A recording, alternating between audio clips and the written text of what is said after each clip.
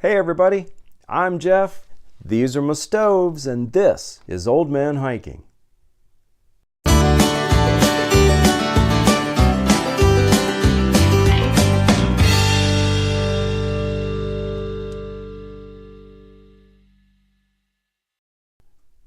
Alright, so one of the questions I am consistently asked about backpacking when people are interested is what do you eat and how do you fix it? And that's a big subject for those of you who've been backpacking or camping. So I'm going to narrow it down today to just one facet of that, because at the end of the day or in the morning, it's nice to have something hot to eat, especially if it's cool or cold outside. Whether that's your evening dinner meal, oatmeal, maybe you just want coffee, hot chocolate, hot tea if that's your thing. But it's nice to have something warm, so you have to have a way to fix it. Which essentially means boiling water. And that's what these stoves help us accomplish. Different kinds here. I'm going to go through each one, give you the weight, give you the pros and cons, ups and downs. But all of these will accomplish what we need to do, which is boil water to make a hot meal. Now, you may have seen these if you've been in sporting goods departments of stores, camping departments, or if you've gone backpacking, I'm sure you've used these. Make some room here. A lot of different brands, but these are dehydrated meals. I have a Mountain House, I have a Packet Gourmet, which I've not tried yet, but I've heard is the best of the best, and a Backpacker's Pantry. These are probably three of the most well-known brands. These meals are either freeze-dried or dehydrated, and you can hear when you shake the package, they're crunchy. So directions are on the back. You boil X number of ounces of water depending on what the directions say. You pour it in the pack. They have a Ziploc on them. You lock them, sit until the food rehydrates, and enjoy. And these are surprisingly good. They can be a little pricey depending on which brand you get or if you don't catch them on sale. But for what they are and the fact that you can actually have something approaching a meal similar to what you would have at home, they're well worth it in my opinion. I know there are guys that are into dehydrating their own stuff and taking it. I'd rather just do the pouch and be done with it. They come in all different kinds of varieties. You get breakfast, you can get desserts, you can get the dinner entrees like this. But this is generally what you need to boil water for, to rehydrate these and be able to enjoy them. All right, so back to the stoves. I would be the first to tell you that probably nobody really needs 5 different stoves. But what you're seeing, and you'll see this again as I talk about the progression of these, you will see oldest to newest. In terms of my progression of what I've bought, made. These two are homemade. These two are canister stoves that use the gas canisters. This is an Esba that uses solid fuel. These two are alcohol stoves. As I've learned more about backpacking, as I found it more and more necessary to cut my base weight down, I've also tried to cut down and simplify how I boil water. And that has led to this here. As being, I think, the final culmination of that. But, who's to say that 5 stoves is enough? Maybe I'll have something else one of these days. I don't know. But in the meantime, this is what I have right now. Might take any one of them on a particular trip, depending on the type of trip and what I need. But for the most part, I have settled on the alcohol stoves as kind of my go-to way to boil water on the trail. All right, so we're going to start with the Jetboil Zip. This was the first backpacking stove that I ever bought, and it is, of all the ones I have, the heaviest. It weighs 12.3 ounces or 349 grams. So you're talking kind of hefty. That is without fuel, by the way, even though I do have a fuel canister in here to show how you can store one. But I'm measuring the weight of all of these stoves without any fuel. So we're looking at base weight. This is designed to do one thing and do it extremely well, and that is to boil water very fast, and that it does. These will average, depending on how much water you're boiling, anywhere from 2 to 2.5 minutes to bring a cup of this water to a full boil, or the container of water, I should say. It's very efficient, but it is, like I said, it's very heavy. So to start breaking this down, the bottom is a plastic cup that comes off, and it protects the bottom of the actual heating cup. It also has, and you probably can't see this on camera, but it also has gradation marks in here that allow you to measure out how much water you need for your particular meal or whatever you're doing. So it's designed as protection. It is plastic, so it will melt. It's really important not to get that on or near the flame, or to make sure that your stove cools down before you try to put this back on. So that's part number one. It has a plastic lid that comes off. The lid has vent holes in the top so that you can lay it on there while you're boiling water and it'll let the steam escape. It also, you can drink out of this if you choose to. It also has the hole there for drinking. So, and again, it's meant to protect the cup when it's not in use, and to let your steam vent. I do have a fuel canister in here only to show that on the small canisters, they are storable. You can keep one in there so that it's all sort of self-contained. The 12.3 ounces, 349 grams is without this, but you can store it in here, which is kind of nice. Next up is the actual burner assembly. This will screw on top of your fuel canister, which I'm not going to do inside. And once it's sitting there, then this part will actually go down and twist and lock on so that you have a complete assembly there. Last but not least, inside is the stabilizer stand. This folds out, legs fold out, and either the small or the large canisters will fit in this,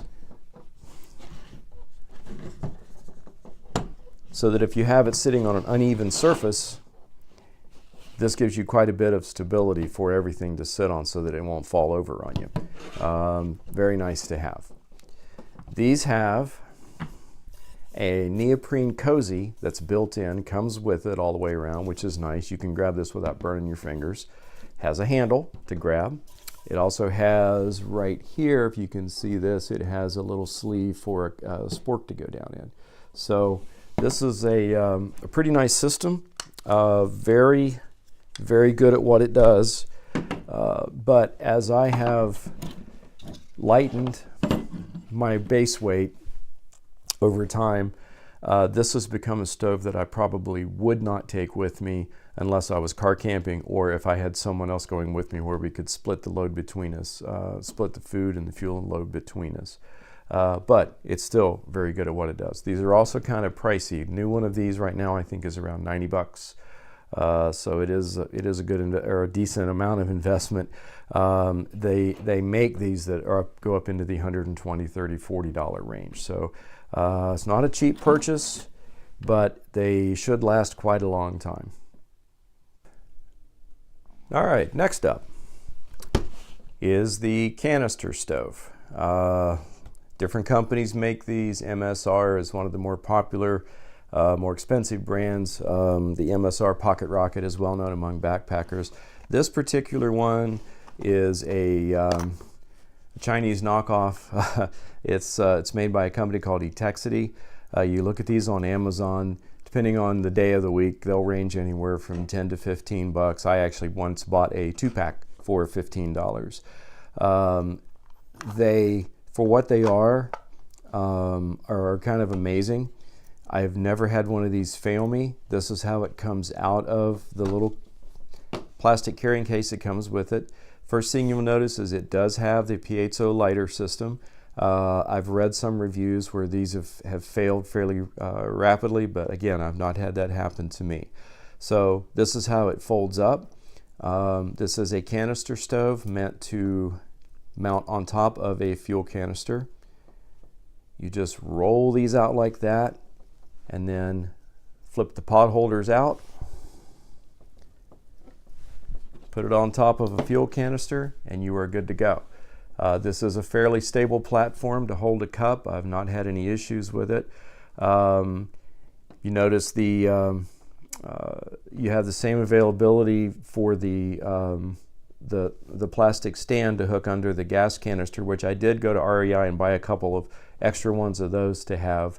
So you can get that same stability out of this stove as you do the Jetboil or any canister stove by having one of those plastic stands to go on your canister. So again, right now I'm not going to hook this up to the canister, but you get the idea. This is the valve where you turn it on and off. You simply turn it on, hit the lighter, and away you go. These are not as fast as a Jetboil. This is going to take probably more in the 5-minute range, depending on how much water you're boiling.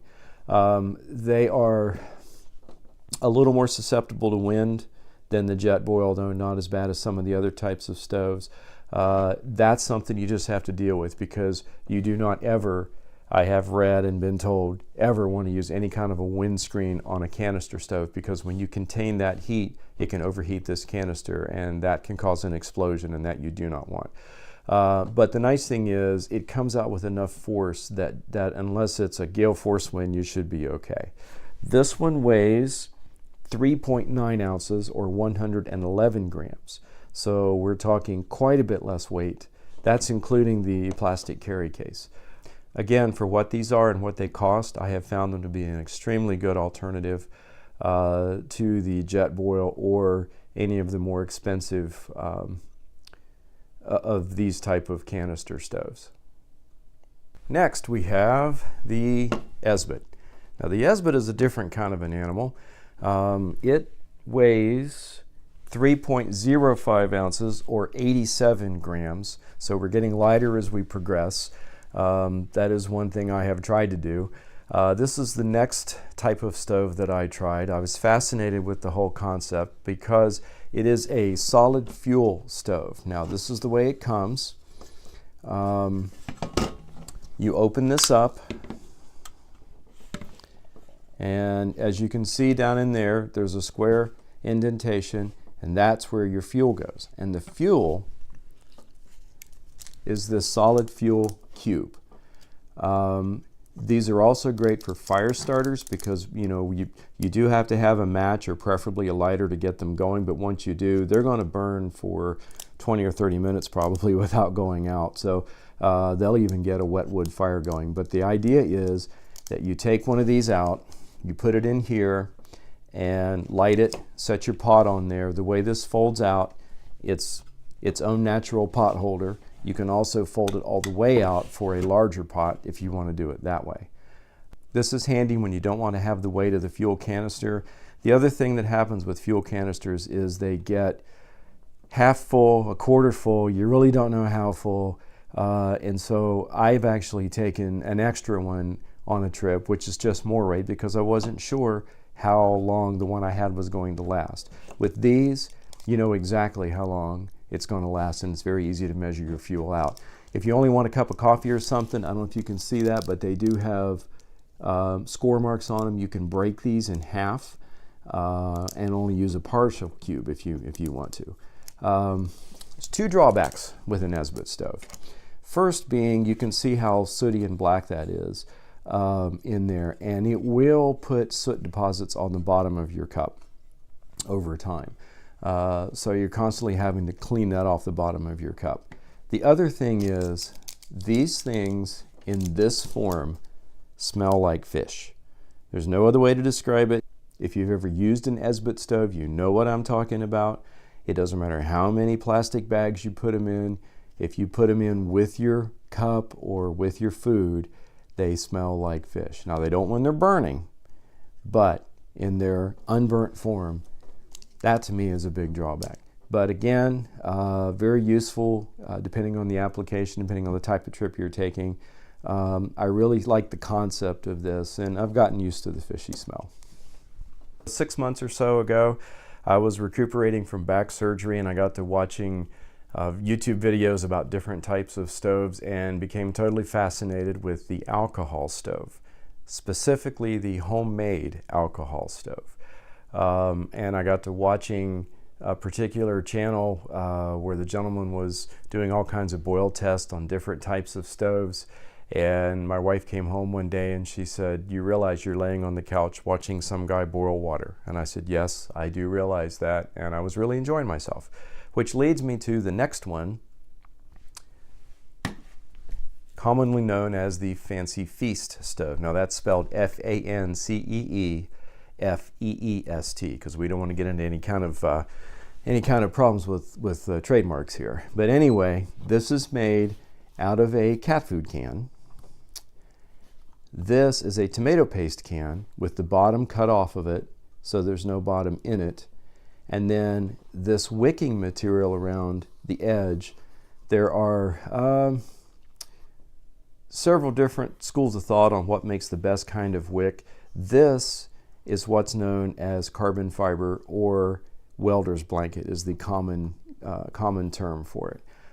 Its actual industrial use is if you're welding in tight quarters, you can wrap this or lay this across anything around where you are welding to keep the heat from catching something else on fire unintentionally.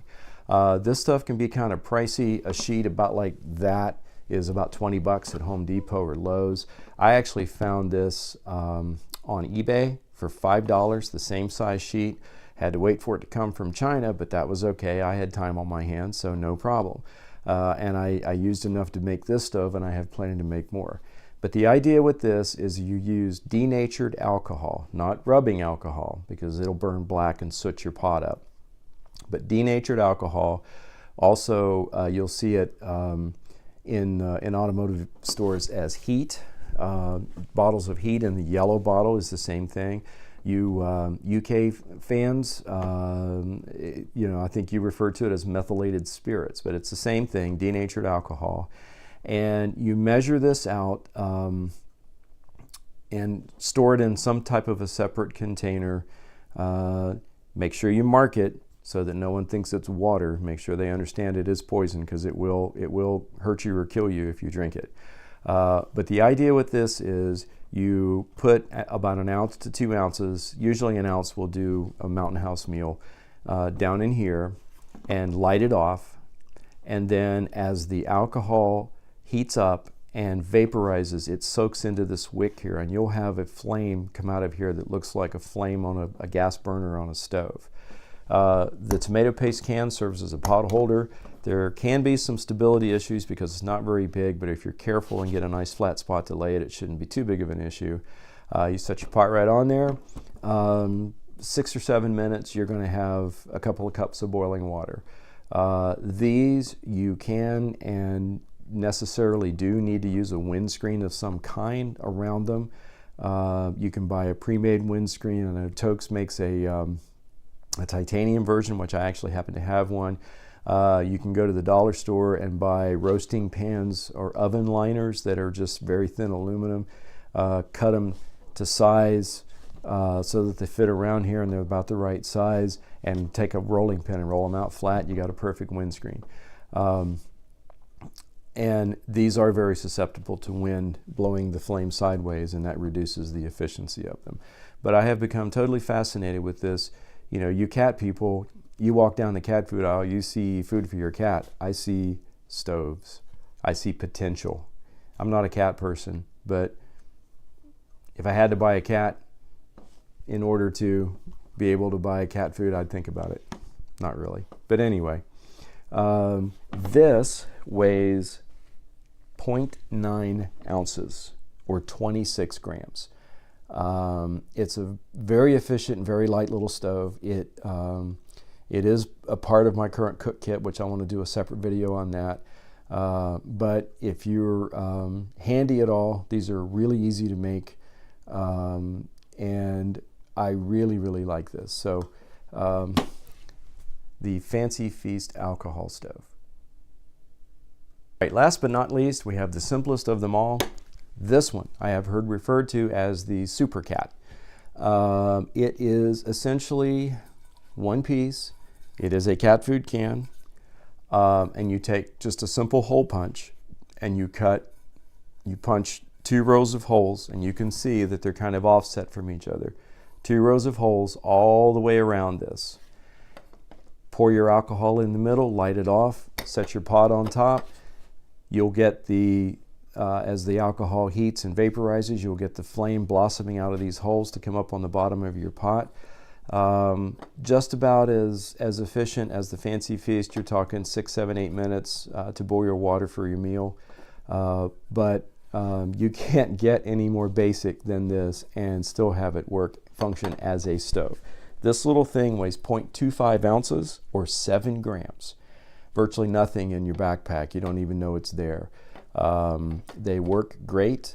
I'm thinking about giving them as Christmas gifts to all my friends. I'm sure they would all appreciate that. But you know, this I also will take on trips simply because it fascinates me how basic and simple you can get and still eat a hot meal. All right, so there you have it. I hope that's been helpful in answering some questions about how to have a little bit of home with you when you're on the trail. You know, there's an old joke that all hiker food is brown, and there's a lot of truth in every joke, but it's not all granola and peanut butter and raisins. You can get quite a bit of variety if you want to get creative by these meals and have a way to fix something. So if this has been helpful, I'm glad you enjoyed it. Give us a like down below, or better yet, subscribe, because I hope to have a lot more of these coming out as time goes on and we get back out on the trail as the weather improves. In the meantime, I hope I see you out on the trail.